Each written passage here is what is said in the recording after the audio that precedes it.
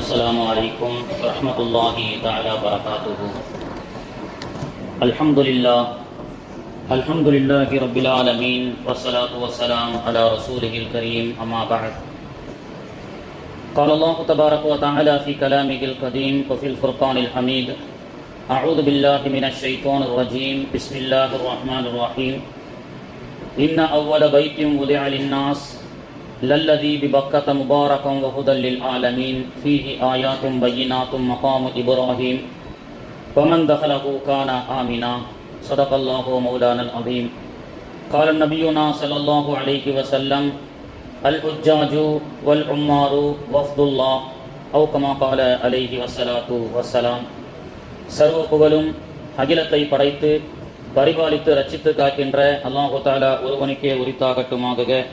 கண்மணி நாயகம் முத்து முஹம்மது முஸ்தபா ரசூலுல்லாஹி ஸல்லல்லாஹு அலைஹி வஸல்லம் அன்னாருடைய ஷஃபாஅத்தை பெறக்கூடிய பாக்கியத்தை மறுமையிலும், அன்னாருடைய துஆவை பெறக்கூடிய பாக்கியத்தை இம்மையிலும், அன்னாரை வாழ்நாளில் ஒரு முறையாவது மதீனாவிற்கு சென்று அன்னாருடைய தர்பாரிலே நின்று சலாம் சொல்லக்கூடிய பாக்கியத்தை ஆயுளில் ஒரு முறையேனும் அல்லாஹு தஆலா நாம் அனைவர்களுக்கும் நசீபாக்கி தருவானாக. ஆமீன் யா ரப்பல் ஆலமீன். கண்ணியத்திற்குரிய அல்லாஹுவின் நல்லடியார்களே, உலகமெங்கும் இருக்கக்கூடிய அல்லாஹுடைய விருந்தாளிகளான வஃதுல்லாக்கள் இறையில்லமாம் கஅபாவை நோக்கி படையெடுத்து புறப்பட்டு சென்ற வண்ணம் இருக்கக்கூடிய துல்கஅதாவுடைய மாதமாம் 2வது ஜுமாவிலே நாம் எல்லாம் வீற்றிருக்கின்றோம். ஹஜ் என்ற சிறப்பான ஒரு கடமை. சுமார் 40 லட்சத்திற்கும் மேற்பட்ட ஆஜிகள் உலகத்திலிருந்து இறையில்லமாம் கஅபாவுக்கு தரிசனம் செய்து ஹஜ் என்ற கடமையை நிறைவேற்றுவதற்கு செல்ல இருக்கிறார்கள். அதன் அடிப்படையில் ஹஜ் கமிட்டியின் மூலமாக இந்தியாவில் மட்டும் சுமார் 1,22,000 ஆஜிகள், தனியாரிலிருந்து சுமார் 20,000 ஆஜிகள் இந்த ஆண்டு ஹஜ்ஜி யாத்திரையை மேற்கொள்ள இருக்கின்றார்கள். கண்ணியத்திற்குரிய அல்லாஹுவின் நல்லடியார்களே, சென்ற வாரம் சொன்னதை போன்று கடமையின் இறுதி கடமை அல்ல ஹஜ்ஜி, கடமையில் ஒன்று ஹஜ்ஜி. அது 25 வயதிலும் கடமையாக ஆகலாம், 35 வயதிலும் கடமையாக ஆகலாம். இந்தியா, பாகிஸ்தான் போன்ற நாடுகளில் மட்டும்தான் வயசானதற்கு பிறகுதான் ஹஜ்ஜி செய்ய வேண்டும். பிள்ளைகளை படிக்க வைத்து திருமணம் முடித்து பேரன் பேத்திகளை பார்த்து பேத்திகளை பார்த்து அவர்களுக்கும் திருமணம் முடித்ததற்கு பிறகு பார்க்கலாம் என்று தள்ளி போட்டுக் கொண்டிருக்கக்கூடிய கடமை அல்ல ஹஜ்ஜி. ஹஜ்ஜி என்பது ஒருவருக்கு அல்லாஹு தஆலா ஃபீஹி ஆயாத்தும் வலில்லாஹி அலன்னாசி ஹஜ்ஜுல் பைத்தி மனிஸ்ததாஅ, யார் அதற்கு சக்தி பெறுகிறார்களோ உடலாலும் பொருளாலும் அவர்களுக்கு ஹஜ்ஜி கடமை என்று அல்லாஹு தஆலா சொல்லி காட்டுகின்றான். இந்தோனேஷியா போன்ற நாடுகளில் தான் நிறைய ஹஜ்ஜிக்காக உம்ராவிற்காக இளைஞர்கள் பட்டாளங்களை பார்க்கலாம்.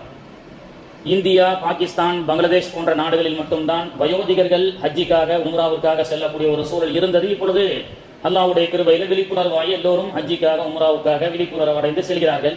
இந்தோனேஷியாவில் இப்படி ஒரு பழக்கம் இருக்கு. கல்யாணம் மாப்பிள்ளை பொண்ண திருமணத்திற்கு வந்தால் மாப்பிள்ளை எத்தனை ஹஜ்ஜி செய்திருக்கிறார், பெண் எத்தனை ஹஜ்ஜி செய்திருக்கிறார் என்று கேட்கக்கூடிய அளவு ஒரு திருமண மேடையிலே கல்யாணம் முடிக்க இருக்கக்கூடிய மணமகன் ஹஜ்ஜி செய்யவில்லை என்று சொன்னால் இந்தோனேஷியா போன்ற நாடுகள்ல என்ன மாப்பிள்ளை ஒரு ஹஜ்ஜி கூட செய்யலையாமே என்று குறையாக சொல்லக்கூடிய அளவுக்கு சிறு வயதிலேயே அந்த நாட்டில் ஹஜ்ஜை விழிப்புணர்வாக கொண்டு செய்யக்கூடிய ஒரு சூழல் இருந்து வருகிறது. கண்ணியத்திற்குரிய அல்லாஹுவின் நல்லடியார்களே, ஹஜ் என்ற கடமையை பற்றி அல்லாஹு தஆலா சொல்வதற்கு முன்பு அந்த மக்காவினுடைய சிறப்பை பற்றியும் அது எப்படிப்பட்ட புனித ஸ்தலம் என்பதை பற்றி சொல்லிவிட்டு அடுத்து அல்லாஹு தஆலா கடமை வலில்லாஹி, அல்லாஹ்வுக்காக செய்வது ஹஜ் என்பது கடமை அப்படின்னு அல்லாஹு தஆலா சொல்றான். இன்ன அவ்வல பைத்தியும் உதிஅ லின்னாஸ், பிரபஞ்சத்திலேயே முதல் வீடு கட்டப்பட்ட முதல் வீடு, இந்த பிரபஞ்சம் காடுகளாக வனாந்தரமாக இருக்கப்படக்கூடிய நேரத்திலேயே இன்ன அவ்வல பைத்தியும் உதிஅ லின்னாஸ், இந்த பிரபஞ்சத்தின் முதல் வீடாம் அதுதான் அல்லதி பிபக்கத முபாரகா, முபாரக் பெற்ற மக்கா என்று சொல்லக்கூடிய பக்கா என்று சொல்லக்கூடிய மக்காவாகும் என்று அல்லாஹு தஆலா சொல்லி காட்டுகின்றான். ஃபீஹி ஆயாத்தும் பையினாத், மக்காவிலே நிறைய அத்தாட்சிகள் இருக்கிறது. மகாமு இப்ராஹிம், என்னுடைய கலீல் இப்ராஹிம் நபியினுடைய கால் பாதம் இருக்கிறது அப்படி என்று அல்லாஹு தஆலா சொல்லிவிட்டு வமன் தகலஹு கான ஆமினா, அது அந்த ஊருக்குள்ள நீங்கள் வந்துவிட்டால் நீங்கள் நிம்மதி அடைவர்களாக, ஆமினா சக்கீனத்து பெற்றவர்களாக, அமைதி பெற்றவர்களாக ஆகலாம். அமைதியான ஊர் அப்படின்னு அல்லாஹு தஆலா சொல்லி காட்டுகின்றான். உலகத்திலேயே பணக்கார நாடு, richest country in the world என்று சொல்லக்கூடிய ஸ்வீடன், உலகத்திலேயே மிக பணக்கார நாடு ஸ்வீடன். அந்த நாட்டை பற்றி சொல்கிறார்கள், பிறந்த குழந்தைக்கு அதனுடைய பிள்ளை என்று 3 தலைமுறைக்கு உண்டான சொத்துக்களை கொண்ட நாடுதான் Sweden. The Sweden is the richest country in the world. Sweden என்ற ஒரு நாடு உலகத்திலேயே மிகப்பெரிய பணக்கார நாடு. 3 தலைமுறைகளுக்கு உணவு பஞ்சம் இல்லை, 3 தலைமுறைகளுக்கு எந்த ஒரு பிரச்சனையும் இல்லை என்று சொல்லக்கூடிய Sweden is the richest country in the world. But ஆனால் அந்த உலகத்திலேயே ரிச்சஸ்ட் கண்ட்ரி என்று சொல்லக்கூடிய ஸ்வீடனில் கூட in leading country in suicide in the first அப்படின்னு சொல்றாங்க. பணக்கார நாடு பிறக்கக்கூடிய குழந்தைக்கு மட்டுமல்ல, அதனுடைய பேர குழந்தைக்கு உண்டான சொத்துக்களுக்கு உண்டான சிறப்பான நாடுதான் ஸ்வீடன். ஆனால் அதே ஸ்வீடனில் தான் உலகத்திலேயே அதிகமாக தற்கொலை நடக்கிறது அப்படின்னு சொல்றாங்க. இப்போ பணம் இருந்தால் உலகத்தில் நிம்மதியாக வாழ்ந்து விடலாம். பணத்தை கொண்டு, பணம் மட்டுமே பிரதானமாக கொண்டு ஒரு நாடு முன்னேற்றம் அடைந்தால் அந்த பணத்தை கொண்டு இருக்கக்கூடிய நாடுகள் எல்லாம், அந்த மக்கள் எல்லாம் நிம்மதியாக இருக்கிறார்களா என்று சொன்னால் இல்லை. அதற்கு உதாரணம் தான் ஸ்வீடன். பொதுவாக சில நாட்களுக்கு முன்பதாக ஒரு செய்தியை படித்தோம். மிகப்பெரிய தங்க கடை வைத்திருக்கக்கூடிய ஒரு முதலாளி கூட வெளிநாட்டிலே சென்று தற்கொலை செய்து கொண்ட செய்தியை நாம் பார்க்கிறோம். தங்க கடை வைத்திருப்பவருக்கு என்ன பிரச்சனை? இன்னைக்கு தங்கம் பவுனுக்கு 1 லட்சத்தை நெருங்கி கொண்டிருக்கக்கூடிய ஒரு சூழல்.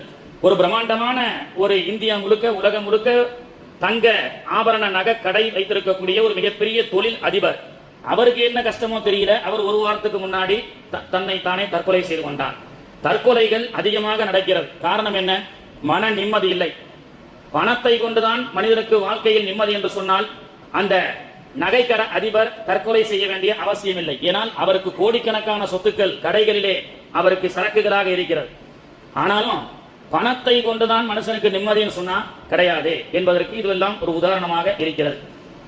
தற்கொலை செய்வதிலேயே அதிகமாக விகிதாச்சாரத்தின் அடிப்படையில் யார் தற்கொலை செய்கிறார்கள் என்று சொன்னால் 1000 கோடி 2000 கோடி சொத்துக்களை வைத்திருக்கக்கூடிய கோடீஸ்வரர்களுடைய பட்டியல் தான் விகிதாச்சாரத்தின் அடிப்படையில் அதிகமாக தற்கொலை நடக்கிறது அப்படின்னு நாம் செய்தித்தாள்கள் மூலமாக, அன்றாட நிகழ்வுகளின் மூலமாக நாம் பார்க்க முடிகிறது. அப்போ பணம் மட்டும் இருந்தால் ஸ்வீடன் என்ற உலகத்தில் richest country in the world என்று சொல்லக்கூடிய அந்த நாட்டில் அதிகமாக தற்கொலை நடக்கிறது என்று சொல்வதன் மூலம் பணம் மட்டும் ஒரு மனிதனுக்கு நிம்மதியை தராது என்பதை நம்மால் புரிந்து கொள்ள முடிகிறது.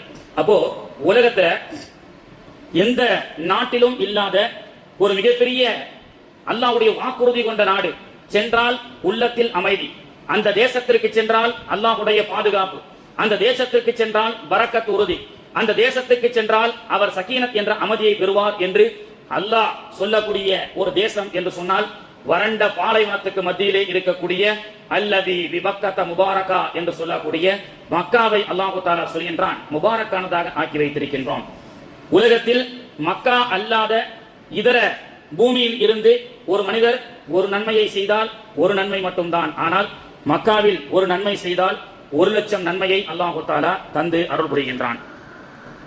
கண்ணியத்திற்குரிய அல்லாஹ்வின் நல்லடியார்களே, ஹஜ் என்ற அந்த கடமையை நிறைவேற்ற செல்லக்கூடிய அப்படிப்பட்ட முபாரக்கான பூமிக்கு தன்னுடைய கால் பாதத்தை பதிக்க செல்லக்கூடிய அல்லாஹ்வுடைய விருந்தாளிகளை பற்றி நிறைய சிறப்புகள் நமக்கு ஹதீஸின் மூலமாக சொல்லப்பட்டிருக்கிறது. அப்படி அந்த வஃப்துல்லா என்று சொல்லக்கூடிய அந்த ஹாஜிகளை பற்றி அல்லாஹ்வுடைய தூதர் ஸல்லல்லாஹு அலைஹி வஸல்லம் அவர்கள் சொன்னார்கள், அல் ஹுஜ்ஜாஜு வல் உம்மாரு வஃப்துல்லா. ஹஜ்ஜிக்காக உம்ராவுக்காக செல்லக்கூடிய ஹாஜிகள் அல்லாஹ்வுடைய விருந்தாளிகள். வயின்தஅஹு, அவர்கள் அல்லாஹ்விடத்திலே துஆ செய்தால் ஃபஸ்தஜாப லஹும், அவர்களுடைய துஆவை அல்லாஹ் தஆலா ஏற்றுக்கொள்வான் அப்படி என்று சொன்னார்கள். அவர்கள் அல்லாஹ்விடத்திலே துஆ செய்தால் அல்லாஹ் தஆலா அந்த துஆவை ஏற்றுக்கொள்வான். ஹஜ்ஜிக்காக செல்லக்கூடிய ஹாஜிகள் புனித மக்காவை அல்லாஹ்வுடைய அந்த அழைப்புக்கிணங்க செல்கிறார்கள். ஹாஜிகள் இஹ்ராம் அணிந்ததற்கு பிறகு அவர்கள் சொல்லக்கூடிய வார்த்தை என்ன? லப்பை அல்லாஹும்ம லப்பை, லப்பை லா ஷரீக லக லப்பை என்று சொல்கிறார்கள். என்ன அர்த்தம்? இதோ வந்துவிட்டோம், இதோ வந்துவிட்டோம். யார் உங்களை கூப்பிட்டு நீங்க என்ன இதோ வந்துவிட்டோம், இதோ வந்துவிட்டோம்னு சொல்றீங்க? லப்பை இஹ்ராமை அணிந்து கொண்டு எலம்லம் என்ற மீகாத்தை இந்திய தேசத்திலிருந்து செல்லக்கூடிய ஹாஜிகள் பிளைட்ல ஜித்தா இறங்குவதற்கு 1/2 மணி நேரத்திற்கு முன்பு எலம்லம் என்ற ஒரு மீகாத் வருகிறது. அங்கே பிளைட்ல அனௌன்ஸ் செய்கிறார்கள், மீகாத் எல்லையை நீங்கள் நெருங்கிவிட்டீர்கள் ஹாஜிகளே, முஅத்தமிரீன்களே, உம்ராவுக்காக நியத் செய்து கொள்ளுங்கள். அல்லாஹும்ம இன்னி உரீதுல் உம்ரத ஃபயஸ்ஸிர்ஹா லி ஃபதகப்பல்ஹா மின்னி. ஹாஜிகள் எல்லாம் நியத் வைக்கிறார்கள். எங்கே உட்கார்ந்து கொண்டு? ஆகாயத்திலே மீகாத் என்ற இந்திய தேசத்திலிருந்து செல்லக்கூடிய எலம்லம் என்ற அந்த பகுதியை அடையும் போது அந்த மேப்பிலே வருகிறது. அங்கே பிளைட்ல இருக்கக்கூடிய முஅல்லிம்களோ அல்லது அரபு நாட்டை சார்ந்த பிளைட்டில் செல்லக்கூடிய ஹாஜிகளுக்கு அங்கே இஷாரா செய்யப்படுகிறது. எலம்லம் என்ற எல்லை வருகிறது. நீங்கள் எல்லாம் மக்கா என்ற அந்த மீகாத்துடைய எல்லைக்குள் நுழைய போகிறீர்கள். நீங்கள் எல்லாம் என்ன செய்யுங்க, நீயத்து வைத்துக் கொள்ளுங்கள் அப்படின்னு சொல்லி, அப்படி நீயத்து வைத்து செல்லக்கூடிய ஹாஜிகள் உம்ராவை முடித்துவிட்டு பிறை 8, 9, 10, 11 அதிகபட்சமாக 13 பிறைகள் அவர்கள் ஹஜ் என்ற சிறப்பான கடமையை நிறைவேற்ற செல்ல இருக்கிறார்கள். இப்போ அந்த நீயத்து வச்ச உடனே ஹாஜிகள் சொல்லக்கூடிய வார்த்தை என்ன? லப்பைக் இதோ வந்து விட்டோம், லப்பைக் இதோ வந்து விட்டோம், லா ஷரீக லக லப்பைக் இறைவனை இணை வைக்காத நிலையில் வந்து விட்டோம். யார் இந்த ஹாஜிகளை அழைத்தது? யார் கூப்பிட்டு இந்த ஹாஜிகள் செல்கிறார்கள்? இதோ வந்து விட்டோம் என்று ஹாஜிகள் சொல்லக்கூடிய அந்த வார்த்தைக்கு உண்டான கருத்து என்ன அப்படி என்று நாம் பார்க்கும் பொழுது 5000 ஆண்டுகள் பழமையான ஒரு வரலாற்றுக்கு சொந்தமான அமல்தான் ஹஜ்ஜி. 5000 ஆண்டுகளுக்கு முன்பதாக வனாந்தர காடாக இருந்த காபத்துல்லா, ஆதிபிதா ஆதம் அலைஹிஸ்ஸலாம் தவாஃப் செய்த காபத்துல்லா, கலீமுல்லா மூசா அலைஹிஸ்ஸலாம் அவர்கள் கால் பதித்த காபத்துல்லா, அய்யூப் அலைஹிஸ்ஸலாம், சுலைமான் அலைஹிஸ்ஸலாம், யூனுஸ் அலைஹிஸ்ஸலாம் போன்று எத்தனை புனித நபிமார்கள் இந்த உலகத்தில் வந்தார்களோ அவர்கள் பிறந்த இடம் வேண்டுமானால் ஈராக்காக இருக்கலாம், பலஸ்தீனாக இருக்கலாம், அல்லது சிரியாவாக இருக்கலாம், யமனாக இருக்கலாம். ஆனால் அத்தனை நபிமார்களும் உலகத்தில் பிறந்த ஆதிபிதா ஆதம் அலைஹிஸ்ஸலாம் ஒரு இந்தியன். முதலில் காபத்துல்லாவை தவாஃப் செய்தது தட் இஸ் ஒரு இந்தியன். ஏனென்றால் ஆதிபிதா ஆதம் அலைஹிஸ்ஸலாம் இந்தியன் என்பதை விட அவர் ஒரு தமிழர். இலங்கையிலே இறங்கி அவர் அரஃபா வரை, ஜித்தா வரை செல்கிறார், அரஃபாவிலே வருகிறார். அந்த அரஃபாவை தான் நாம் அமலாக என்ன செய்கின்றோம்? அரஃபா தினத்திலே அமல்படுத்துகின்றோம். அப்போ உலகத்திலேயே முதலில் இறையில்லமான காபத்துல்லாவை இனம் காட்டப்பட்டு அல்லாஹ்வால் சொல்லப்பட்டு தவாஃப் செய்து காபத்துல்லாவை தவாஃப் என்ற அமல் செய்தவர் யார்? ஹஜ்ஜி செய்தவர் யார் என்று சொன்னால் அவர் ஒரு தமிழர். அவர்தான் ஆதிபிதா ஆதம் அலைஹிஸ்ஸலாத்து வஸ்ஸலாம் அவர்கள். இப்படியாக ஆதிபிதா ஆதம் அலைஹிஸ்ஸலாம்ல இருந்து எல்லா நபிமார்களும் அந்த சிறப்பான பூமியிலே கால் பதித்த இடம்தான் மக்கா. அதைத்தான் அல்லாஹ் சொல்றான், அல்லதி பிபக்கத முபாரகா, அது பரக்கத் செய்யப்பட்ட இடம். பிபக்கா அதுதான் மக்கா அப்படின்னு அல்லாஹ் தஆலா சொல்லி காட்டுகின்றான். ஷாம் தேசத்திலிருந்து இஸ்ஹாக் என்ற ஒரு மனிதர், பொதுவாக இப்பொழுதெல்லாம் அந்த பழக்கம் இருக்குதான் தெரியல, முன்னாடி ஒரு பழக்கம் இருந்தது. வீட்டிலே ஒரு உண்டியல் இருக்கும். அந்த உண்டியல் எதற்காக என்று சொன்னால் ஹஜ்ஜிக்காக. செருப்பு தைப்பவர்கள் முதல் பெரிய ஜவுளி நிறுவனம் வைத்திருக்கக்கூடிய பெரிய முதலாளி உட்பட எல்லோருடைய கனவு, மூமின்களுடைய ஒரு மிகப்பெரிய கனவு லட்சியம் என்னவென்று சொன்னால் இறை இல்லமாம் காபத்துல்லாவிற்கு ஹஜ்ஜிக்காக செல்வது. இப்படியாக ஹஜ்ஜிக்காக என்றே அந்த காலத்துல ஒரு உண்டியலை வச்சு சேர்த்துட்டு இருந்தாங்க. இந்த இஸ்ஹாக் என்பவர் கூட அப்படித்தான் செருப்பு தைத்துக் கொண்டு அதிலே வரக்கூடிய சொற்ப வருமானத்திலே செலவுகள் போக மீதி உண்டியலிலே சேர்த்து வைத்திருக்கிறார் பல வருஷமாக. இப்படியாக பழக்கமுள்ள அந்த இஸ்ஹாக் அவர்களை ஹஜ்ஜுடைய காலம் முடிந்ததற்கு பிறகு அப்துல்லா இப்னு முபாரக் என்ற ஒரு மிகப்பெரிய ஆலிம் மேதை அவரை தேடி சிரியாவிற்கு வருகிறார். யாரை தேடி? இஸ்ஹாக்கை தேடி. இஸ்ஹாக் யார்? செருப்பு தைக்கக்கூடிய ஒரு சாதாரண கூலி தொழிலாளி. அவர் ஹஜ்ஜிக்காக தன்னுடைய ஒரு உண்டியலிலே சேமிப்பை சேர்த்து வைத்து அவருடைய லட்சியம், ஆசை, உலகத்தில் அவர் அடைய வேண்டிய இலக்கு என்பது என்ன? இந்த செருப்பு தைத்து வரக்கூடிய இந்த சொற்ப வருமானத்தில் அந்த காசை சேர்த்து வைத்து இறை இல்லமான காபத்துல்லாவுக்கு ஹஜ்ஜிக்கு செல்வது. அவரை பார்ப்பதற்காக சிரியாவிற்கு அப்துல்லா இப்னு முபாரக் ரஹ்மத்துல்லாஹி அலைஹி என்ற ஒரு மாமேதை வருகிறார். வந்து, இஸ்ஹாக் நல்லா இருக்கீங்களா? இந்த வருஷம் நமக்கு ஹஜ்ஜி ரொம்ப சிறப்பா இருந்தது இல்ல அப்படின்னு சொல்லி அவர் சில செய்திகளை பேசுகிறார். ஆனால் இஸ்ஹாக்குக்கு ஒன்றும் புரியவில்லை. ஏனென்றால் அவர் ஆக்சுவலி அந்த வருஷம் ஹஜ்ஜிக்கு போகல. ஆனால் அப்துல்லா இப்னு முபாரக், என்ன இஸ்ஹாக் மறந்துட்டீங்களா? தவாஃப் செய்யும் போது ஒன்னா இருந்தோம், மினா கூடாரத்துல ஒன்னா தங்கி இருந்தோம், முஸ்தலிஃபால ஒன்னா துவா செஞ்சோம், ஷைத்தானுக்கு கல் எறியும் போது ஒன்னாக நாம கல் எறிஞ்சோமே, நீங்க என்ன சொல்றீங்கன்னு எனக்கு ஒன்றும் புரியல. நான் அந்த வருஷம் ஆக்சுவலி ஹஜ்ஜிக்கு வரல. அப்ப என்ன நடந்தது? ஹஜ்ஜிக்காக சேர்த்து வைத்த பணம் ஓரளவு ஹஜ்ஜிக்கான தேவையாக பூர்த்தியாக சேர்த்ததற்கு பிறகு நான் ஹஜ்ஜி செய்யத்தான் புறப்பட்டேன். ஆனால் துல்காதாவுடைய மாதத்திலே என் பக்கத்து வீட்டிலே இருக்கக்கூடிய அவர்கள் செத்த ஆடை எடுத்து சமைப்பதற்கு முற்படும் பொழுது அந்த காட்சியை பார்த்தேன். செத்த ஆடை சாப்பிடக்கூடாது அப்படின்னு சொல்லி அந்த வீட்டுக்காரிடத்துல போய் தடுத்தேன். அப்பொழுது அவர் சொன்னார், கடுமையான வறுமையில் இருக்கிறேன், வறுமையான நிலையில ஹராமை கூட அல்லாஹ் ஹலாலாக்கவில்லையா? நாங்களும் குர்ஆனுடைய சட்டம் தெரியாதவன் அல்ல, கடுமையான பஞ்சத்தின் காரணமாக உயிர் இழக்கக்கூடிய ஒரு மிகப்பெரிய பட்டினி வறுமை கோட்டுக்கு கீழ் நான் இருக்கிறேன் என்று அவர் சொன்னார். எனவே ஹஜ்ஜிக்காக சேர்த்து வைத்த அந்த காசை அவரிடத்திலே நான் ஒப்படைத்து விட்டேன், தர்மம் செய்து விட்டேன். எந்த இலக்கை நோக்கி ஹஜ்ஜிக்காக பல ஆண்டுகளாக சிறு சேமிப்பாக சேர்த்து வைத்த அந்த காசை, செருப்பு தைத்து வைக்கப்பட்ட அந்த காசை நான் பக்கத்து வீட்டினுடைய ஏழ்மையின் காரணமாக தர்மம் செய்து விட்டேன். நான் ஹஜ்ஜிக்கு வரல, என்ன மாதிரி யாரையோ நீங்க பார்த்திருக்கீங்க, சோ நீங்க தவறான அட்ரஸ்ல வந்துட்டீங்கன்னு அப்துல்லா இப்னு முபாரக் ரஹ்மத்துல்லாஹி அலைஹி சொல்லிவிட்டு அவர் விடைபெற்றார். அன்று இரவு அவருடைய தூக்கத்திலே நபிகள் நாயகம் ஸல்லல்லாஹு அலைஹி வஸல்லம் அவர்கள் கனவிலே வந்து, இஸ்ஹாக், இன்னும் எத்தனை அத்தாட்சிகள் வேண்டும் நீங்கள் இந்த வருடம் ஹஜ் செய்து விட்டீர்கள் என்பதற்கு அப்படி என்று கேட்டார்கள். How many evidence you want? Ishaq, இன்னும் எத்தனை அத்தாட்சிகள் வேண்டும் நீங்கள் ஹஜ்ஜிக்கு சென்று விட்டீர்கள் என்று நிரூபிப்பதற்கு? ஏனென்றால் அல்லாஹ் தஆலா உங்களுடைய தர்மத்தை அல்லாஹ் ஏற்றுக்கொண்டு ஒரு குடும்பத்தினுடைய வறுமையை போக்குவதற்கு நீங்கள் தர்மம் செய்த காரணத்தினால் அல்லாஹ் தஆலா உங்களுக்கு பதிலாக உங்களை போன்றே ஒரு மலக்கை நியமித்து உங்களுக்கு பதிலாக இந்த ஆண்டு ஹஜ் செய்ய வைத்தான் என்று பெருமானார் அவர்கள் கனவிலே சொன்னார்கள். சொல்லிவிட்டு முடிக்கவில்லை, அந்த தொடர் அப்படியே தொடர்கிறது. பெருமானார் அவர்கள் சொன்னார்கள், இஸ்ஹாக், உமக்கு பதிலாக நியமிக்கப்பட்ட மலக்கு இந்த ஆண்டு மட்டும் ஹஜ் செய்ய மாட்டார். கியாமத் நாள் வரை எத்தனை ஹஜ்ஜினுடைய காலம் வருகிறதோ அத்தனை ஆண்டுகளிலும் உமக்கு பகரமாக அவரை ஹஜ் செய்வதற்கென்றே அல்லாஹ் அந்த மலக்கை நியமித்து விட்டான். அவர் மினாவிலே தங்குவார், அரஃபாவுக்கு செல்வார், முஸ்தலிஃபாவிற்கு செல்வார், கல் எறிவார், தவாப் செய்வார், சாய் செய்வார். கியாமத் நாள் வரை உமக்காக ஹஜ் செய்வதற்கு அல்லாஹ் அந்த மலக்கை நியமித்து விட்டான் என்று அல்லாஹ்வுடைய தூதர் ஸல்லல்லாஹு அலைஹி வஸல்லம் அவர்கள் சொன்னார்கள் என்று சொன்னால், இஸ்ஹாக் 400-500 ஆண்டுகளுக்கு முன்பதாக வாழப்பட்ட ஒரு மனிதருடைய ரூபத்திலே மலக்குகள் அங்கே ஹஜ் செய்கிறார்கள். அல்லாஹ்வுடைய தூதர் ஸல்லல்லாஹு அலைஹி வஸல்லம் அவர்கள் இறுதி ஹஜ்ஜிலே சொன்னார்கள், 1,20,000 ஹாஜிகளோடு இஸ்லாமிய வளர்ச்சியை பற்றி பேசப்படுகிறது. நபிகள் நாயகம் முதலாக உம்ராவுக்கு செல்லும் பொழுது ஹிஜ்ரி 6 1400 சஹாபாக்களோடு சென்றார்கள். 1400 மெம்பர்ஸ் முதல் உம்ரா. இதிலே ஆரம்பிக்கப்பட்ட இந்த பாரம்பரிய உம்ரா ஹஜ் என்பது அடுத்து ஃபத்ஹே மக்கா. ஃபத்ஹே மக்காவின் போது 10,000 சஹாபாக்களோடு நபிகள் நாயகம் மக்காவுக்கு செல்கிறார்கள். 1400 சில ஆண்டுகளிலே 10,000 மாறியது. பிறகு இறுதி ஹஜ்ஜியின் போது நபிகள் நாயகத்தோடு ஹஜ் செய்த ஹாஜிகள் 1,24,000 சஹாபாக்கள். 1400 ஆரம்பிக்கப்பட்ட எண்ணிக்கை மக்கா வெற்றியின் போது 10,000 என்றும், இறுதி ஹஜ்ஜின் போது நபிகள் நாயகத்தோடு அரஃபாவில் இருந்த சஹாபாக்கள் மட்டும் 1,24,000 சஹாபாக்கள். பிறகு இந்த இஸ்லாம் என்ற மார்க்கம் வளர்ந்து பல்கி இன்னைக்கு 2025 ஆண்டு நபிகள் நாயகத்துடைய இறுதி ஹஜ்ஜியிலே செய்யப்பட்ட ஒரு கூட்டம் மட்டும் இந்தியாவில் இருந்து புறப்படுகிறது. 1,22,000 ஹாஜிகள். நபிகள் நாயகம் அரஃபாவிலே இருக்கும் பொழுது எத்தனை எண்ணிக்கை இருந்ததோ அந்த எண்ணிக்கை உலக நாடுகள் முழுக்க இல்ல, இந்தியாவில் இருந்து மட்டும் 1,22,000 ஹாஜிகள் செல்கிறார்கள்.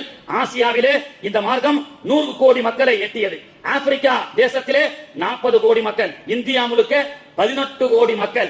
இந்த மக்களின் மீது பழி சுமத்துவதற்காக இவன் ஒரு தீவிரவாதி, இவன் ஒரு கொடூரன், இவன் ஒரு தீவிரவாத அமைப்பை சார்ந்தவர் என்று உலகமெங்கும் மீடியாக்கள் சொல்லிக் கொண்டே இருந்தாலும் காபத்துல்லாவை பார்த்து ரசூலுல்லாஹ் கையேந்தி செய்த ஒரு துவா இருக்கு. யா அல்லாஹ், இந்த காபத்துல்லாவுக்கு வரக்கூடிய ஹாஜிகளை தஷ்ரீஃபஹு சிறப்புப்படுத்துவாயாக. யாருடைய துவா? நபிகள் நாயகத்துடைய துவா. காபாவை பார்த்தவுடன் நபிகள் நாயகம் கைகளை ஏந்தி துவா செய்வார்கள். ஜாபிர் ரலியல்லாஹு சொல்றாங்க, முஸ்லிம் ஷெரீஃப்ல பதிவு செய்யப்படுகிறது. இறைவா, இந்த புனிதமிகு காபாவுக்கு வரக்கூடிய மக்களை தஷ்ரீஃபஹு சிறப்பானவர்களாக ஆக்கி வைப்பாயாக, வ தஅலீமஹு இன்னும் உயர்ந்த அந்தஸ்துடையவர்களாக ஆக்கி வைப்பாயாக, வ தக்ரீமஹு இன்னும் இந்த ஹாஜிகளை சங்கைப்படுத்துவாயாக என்று பெருமானார் அவர்கள் கேட்ட அந்த சத்திய துவாவுடைய பரக்கத்தை கொண்டுதான் அடிக்கடி பல ஆபரேஷன்கள், சில தீய மாக்கிரங்களால் இஸ்லாமிய மக்கள் தீவிரவாதி என்று சொல்லப்பட்டுக் கொண்டே இருந்தாலும் பெருமானாருடைய புனித துவா பரக்கத்தை கொண்டு, ஹஜ்ஜினுடைய முபாரக்கான பரக்கத்தை கொண்டு இஸ்லாமிய மக்களை அவர்கள் அப்படிப்பட்டவர்கள் அல்ல, இஸ்லாமியர்கள் நன்மக்கள் என்று இன்னைக்கும் பொதுமக்கள் கூட சொல்லிக் கொண்டிருக்கின்றார்கள் என்று சொன்னால் இது ஹஜ்ஜினுடைய துவா பரக்கத்தை கொண்டு கிடைத்த மிகப்பெரிய கண்ணியம். சகோதரர்களே, கண்ணியத்திற்குரிய ஒரு காலத்துல பார்த்தோம், இந்த டெரரிசம், இஸ்லாமிய டெரரிசம் சொல்லப்பட்டது 40 வருஷத்துக்கு முன்னாடி. யார் சொல்லுவா? யூதன், இஸ்ரேல் சொல்லுவான், அமெரிக்கா சொல்லுவான். 40 வருஷத்துக்கு முன்னாடி இஸ்லாமிய டெரரிசம் என்ற ஒரு மிகப்பெரிய பொய்யான குற்றச்சாட்டை இஸ்லாமியர்கள் மீது சொன்ன ஒரு வன்மம் பிடித்த ஒரு நாடு என்று சொன்னால் இஸ்ரேலாக இருந்தது, அமெரிக்காவாக இருந்தது. பிறகு இப்போ 15 வருஷமா வடநாட்டுக்கு அது இறக்குமதி ஆகி இஸ்ரேலிலிருந்து அமெரிக்காவிலிருந்து இறக்குமதி ஆகி வடநாட்டிலிருந்து பீகார் யூபி போன்ற மாநிலங்களிலிருந்து இஸ்லாமிய தீவிரவாதிகள் என்று அது வடநாட்டில் மட்டும் அமைந்தது. ஆனால் இப்பொழுது நம்முடைய தமிழகத்திலும் இன்னைக்கு குற்றம் சாட்டப்பட்டு இஸ்ரேலிலிருந்து புறப்பட்ட அந்த இஸ்லாமிய பயங்கரவாதம் என்று சொல்லப்பட்ட ஒரு குற்றச்சாட்டு வடநாட்டில் இறக்குமதியாகி இன்னைக்கு தமிழ்நாடு வரை வந்திருக்கிறது. கண்ணியத்திற்குரியவர்களே, எப்படிப்பட்ட ஒற்றுமையாக வாழக்கூடிய இந்த தேசம் சாதாரண ஒரு ஆக்சிடென்டினுடைய ஒரு சிச்சுவேஷனை கூட என்ன சொல்லப்படுகிறது, ஒரு இஸ்லாமியர்களுடைய தீவிரவாதியை போன்றும் என்னை இடித்தவர் தொப்பி போட்டிருந்தார், என்னை இடித்தவர் தாடி வைத்திருந்தார். ஏன்னா நீ பெரிய கார்ல வர, இஸ்லாமியர் சின்ன கார்ல வராரு. மாருதி சுசுகி என்பது ஒரு சின்ன கார், ஃபார்ச்சூனர் என்பது ஒரு பெரிய கார். ஒருத்தனை கொலை செய்யணும்னு சொன்னா அவன் கொண்டு வர வாகனத்தை விட பெரிய வாகனத்தை கொண்டு வரணும்.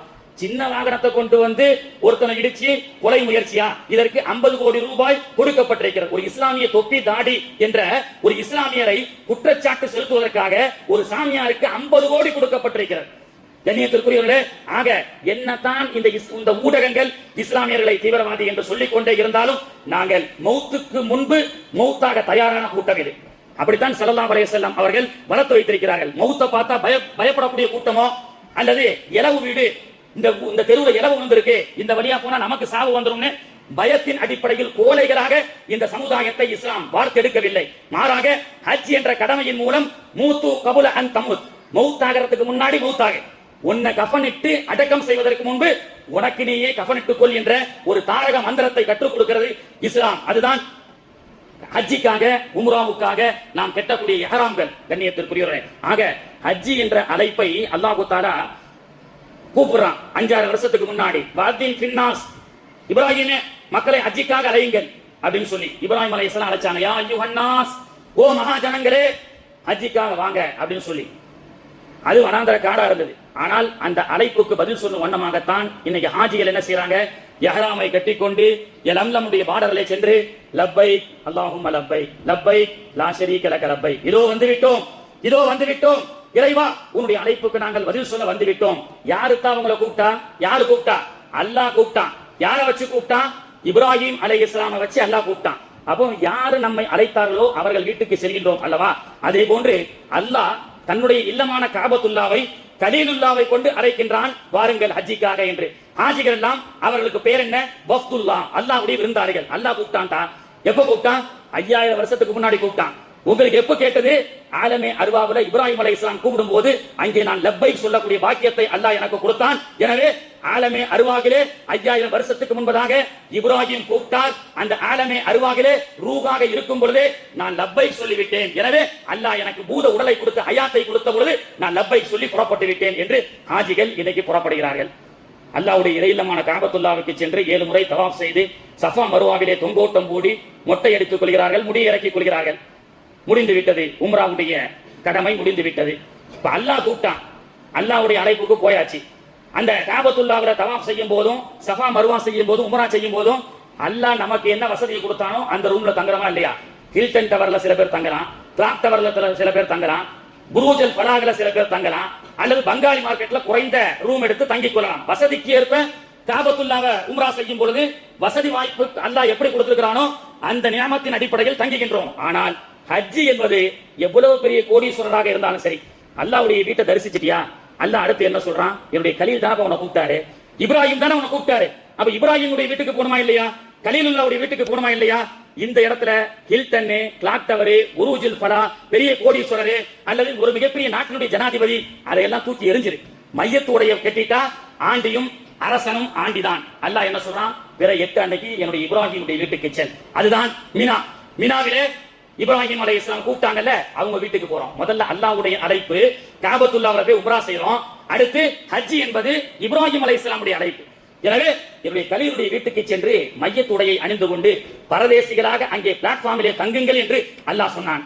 அங்கே மினாவுக்கு 8 அன்னைக்கு அஜீசியாவிலிருந்து இஹ்ராமை கட்டிக்கொண்டு லப்பைக் அல்லாஹும்ம லப்பைக் லப்பைக் லா ஷரீக லக லப்பைக்னு ஹாஜிகள் அங்கே எங்கே செல்கிறார்கள்? பிற 8 அன்னைக்கு மினாவுக்கு செல்கிறார்கள். மினா என்பது என்ன?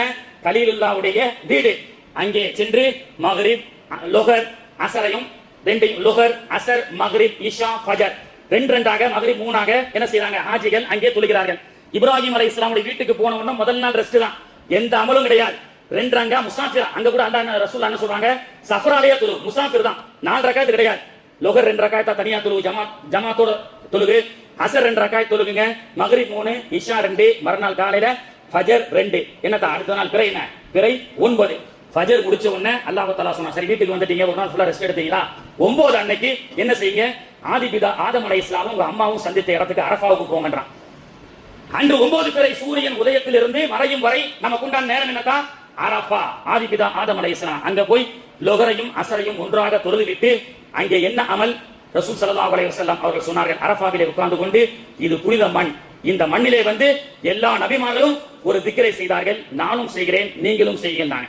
மூசா அலைஹிஸ்ஸலாம், அய்யூப் அலைஹிஸ்ஸலாம், ஆதம் அலைஹிஸ்ஸலாம், சுலைமான் அலைஹிஸ்ஸலாம், உலகத்தில் எத்தனை நபிமார்கள் வந்தார்களோ எல்லோரும் அரஃபாவிலே இருந்து இந்த துஆவை ஓதினார்கள். நீங்களும் ஓதுங்கள் ரசூலுல்லாஹ் சொல்றாங்க. என்ன துஆ? சின்ன வயசுல நமக்கு மதரசாவில் சொல்லி கொடுக்கக்கூடிய துஆ, லா இலாஹ இல்லல்லாஹ் வஹ்தஹு லா ஷரீக லஹு லஹுல் முல்கு வ லஹுல் ஹம்து வ ஹுவ அலா குல்லி ஷைஇன் கதீர். அங்கே நின்று கொண்டு லொஹரையும் அசரையும் ஒன்றாக தொழு வச்சு அந்த 2 மணில இருந்து 6 மணி வரைக்கும் ஹாஜிகள் கைகெடுக்க நின்று துஆ செஞ்சிட்டே இருக்கும். என்னென்ன துஆ செய்யணுமோ செய்யணும். 9 மக்ரிப் ஆனதற்கு பிறகு முஸ்தலிஃபாவுக்கு வர வேண்டும். முஸ்தலிஃபா எதற்காக? இப்ராஹிம் அலைஹிஸ்ஸலாமோ இஸ்மாயில் அலைஹிஸ்ஸலாமோ அறுத்து பலியிடக்கூடிய கனவை கண்டதற்கு பிறகு தன்னுடைய மகனை அழைத்துக் கொண்டு முஸ்தலிஃபா என்ற அந்த பகுதிக்கு தான் இப்ராஹிம் வருகிறார். அதிகாலை காலையில வந்து தன்னுடைய மகனிடத்துல, மகனே அல்லாஹ் உன்னை அறுக்க பலியிட சொன்னான், தாராளமாக செய்யுங்கன்னு சொன்னாங்க. செல்லக்கூடிய வழியிலே யார் வரா? இஸ்மாயிலை கெடுப்பதற்கு ஷைத்தான் வருகிறான். ஷைத்தான் இடையில் வரும் பொழுது இஸ்மாயில் அலைஹிஸ்ஸலாம் அவர்கள் ஷைத்தான சிறு கற்களை கொண்டு 7 முறை அடிக்கிறார்கள். அதுதான் 10 அன்னைக்கு என்ன செய்யும், பெரிய ஜம்ரத்துக்கு கல்லெறியும். எந்த அளவுக்கு எக்ஸாக்டா செய்ய சொல்றான் தெரியுமா? கல்லெறியும் போது இடது பக்கம் மக்கா, வலது பக்கம் மதீனா. ஏன்னா அந்த திசையில தான் இஸ்மாயில் நின்றார். அந்த திசையில தான் இஸ்மாயில் நின்றார். அவர் நின்று 7 வயது சிறுவர் கல்லை அடிக்கும் பொழுது இடது பக்கம் மக்கா, வலது பக்கம் பீனா. கல்லை எரிய சொல்கின்றான். 10 அன்று கல்லை எரிகின்றோம், குர்பானி கொடுக்கின்றோம், மொட்டை அடிக்கின்றோம். 11, 12, 13 வாய்ப்பு இருந்தால் தவாப் ஜியாரத் செய்கின்றோம், சஹி செய்கின்றோம். மினாவிலே தங்கி இருக்கக்கூடிய 11, 12 அதிகபட்சமாக 13 3 நாட்களும் 7 கல்லாக 21 கற்களை புரட்டிக் கொண்டு அல்லாஹ் என்ன சொன்னா, பெரிய கோடீஸ்வரர் தான், அவரை போய் சின்ன பையன் மாதிரி கல்ல சொல்ல முடியாது. கல்ல புரட்டிட்டு போய் பெரிய ஜம்ரத்துக்கு 7 அடி, சின்ன ஜம்ரத்துக்கு 7 அடி அடித்ததற்கு பிறகு காபத்துல்லாஹ் நோக்கி துஆ செய். அவ்வளவுதான், ஹஜ் முடிஞ்சு போச்சு. 12 நாட்கள். அப்போ கண்ணியத்திற்குரியவர்களே, 5000 வருஷத்துக்கு முன்பதாக நடைபெற்ற ஒரு தியாக வரலாற்றை அல்லாஹ் தஆலா ஆண்டியாக இருந்தாலும் அரசனாக இருந்தாலும் அல்லாஹ் செய்ய சொன்ன கடமைதான் ஹஜ்ஜி. அப்படிப்பட்ட ஹஜ்ஜி என்ற கடமையை வஃப்துல்லாவாக நிறைவேற்றக்கூடிய ஹாஜிகள் இந்த சபையிலே இந்த ஆண்டு செல்லக்கூடிய ஹாஜிகள் நிறைய இருக்கிறீர்கள். ஹாஜிகளே, உங்களிடத்தில் ஜமாத் சார்பாக எல்லா மக்கள் சார்பாக நாங்கள் வைக்க வேண்டிய கோரிக்கை என்னவென்று சொன்னால், துஆ அங்கீகரிக்கப்படக்கூடிய சிறப்பான இடத்திற்கு நீங்கள் செல்ல இருக்கிறீர்கள். உங்களுடைய துஆவை 70,000 மலக்குகள் ஆமீன் சொல்கிறார்கள்.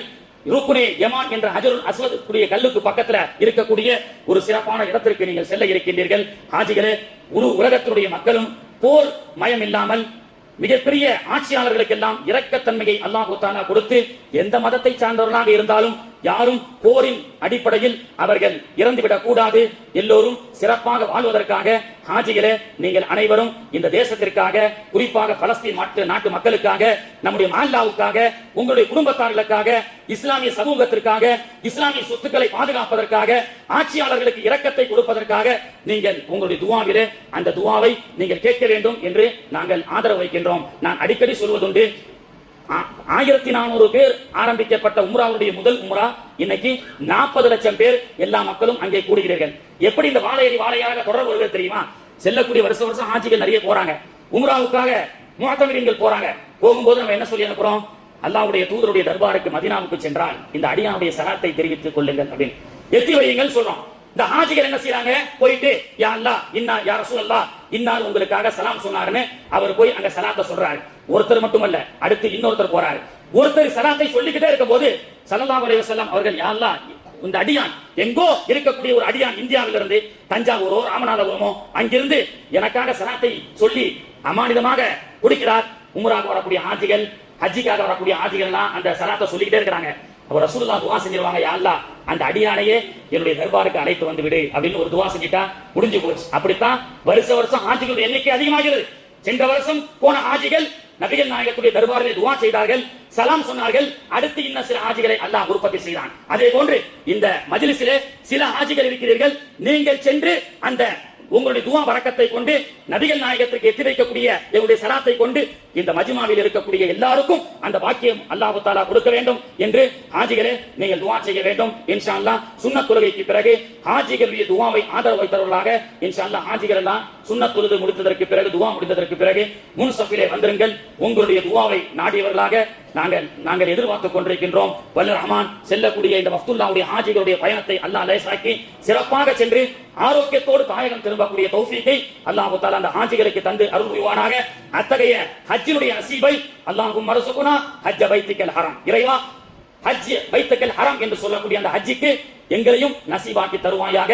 வஸியாரத் நபியுனா முஹம்மதின் ஸல்லல்லாஹு அலைஹி வஸல்லம், இன்னும் மதீனாவிற்கு சென்று நபிகள் நாயகத்தையும் ஜியாரத் செய்யக்கூடிய பாக்கியத்தை இறைவா எங்களுக்கும் எங்களுடைய குடும்பத்தார்களுக்கும் எங்களுடைய சந்ததிகளுக்கும் தந்து அருள் புரிவாயாக என்று இறைவனிடத்திலே துஆ செய்து என்னுடைய உரையை முடித்துக் கொள்கின்றேன். வாஹிரு தஅவானா அனில் ஹம்துலில்லாஹி ரப்பில் ஆலமீன். சுன்னத்துல்லாஹி தொழுகை